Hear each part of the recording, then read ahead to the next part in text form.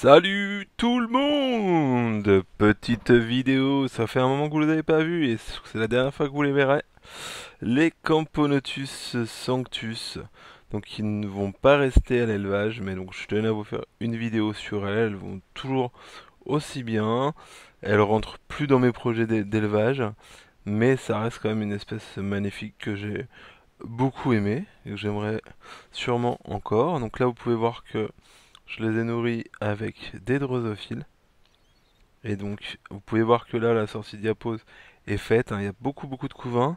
Elles sont sorties de diapause il y a à peu près 3 semaines. Donc pour des exotiques, ça va encore, même si c'est un peu tôt. Mais je me suis vraiment fié au comportement de la reine qui n'arrêtait pas de pondre. La reine, vous voyez, est toujours aussi magnifique avec ses couleurs jaunes. Les ouvrières sont sublimes.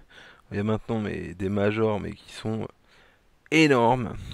Franchement, une tuerie. Voilà. Donc j'en profite pour vous les montrer un petit peu. Alors je vais éviter de bouger trop pour pas vous donner l'envie de vomir.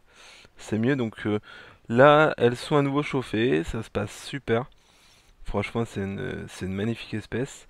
Donc je les cède, hein, clairement. Donc elles sont déjà cédées, hein, ça sert à rien de m'envoyer des MP.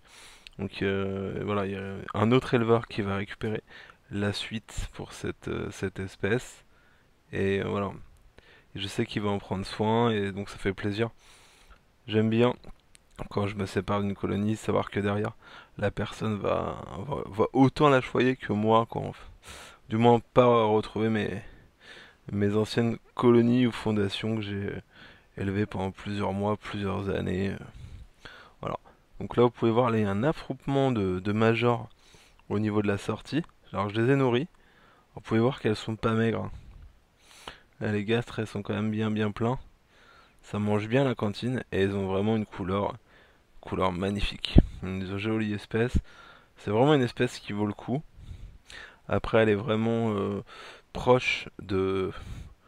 Alors, c'est pas pareil, hein, on est d'accord, hein, mais elle est quand même vraiment proche de Maculatus. Voilà. Voici pourquoi aussi je m'en sépare. Et parce que aussi j'ai d'autres projets en tête. Donc, pour réaliser ces autres projets, il faut de la place. Et donc, vous pouvez voir qu'elles sont vraiment top. Je les surkiffe.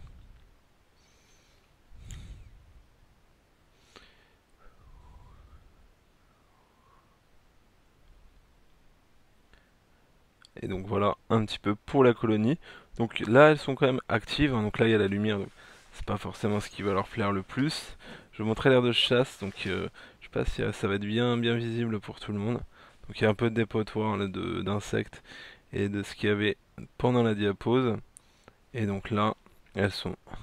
Alors là forcément vous voyez que il y en a certaines avec des larves dans l'ADC parce que comme j'ai mis la lumière là elles ont eu de la lumière en direct, ça a pas forcément plus assez d'âme et du coup bah elles vont dans l'air de chasse. Et vous pouvez voir que ça chasse très bien, hein. Là je leur ai mis des drosophiles et hop c'est parti. Il y a même une drosophile là qui est en train de se faire écarteler, la pauvre. C'est dans ces moments là que j'aimerais pas être un petit insecte contre une colonie de fourmis. Voilà. Voilà, donc c'est vraiment une vidéo rapide, hein, pour vous faire un petit suivi sur celle-ci. Bah, j'espère que ça vous plaira. Et voilà, pour ceux qui ont des Camponotus sanctus, franchement, c'est vraiment une chouette espèce. Voilà, merci de m'avoir regardé. Salut!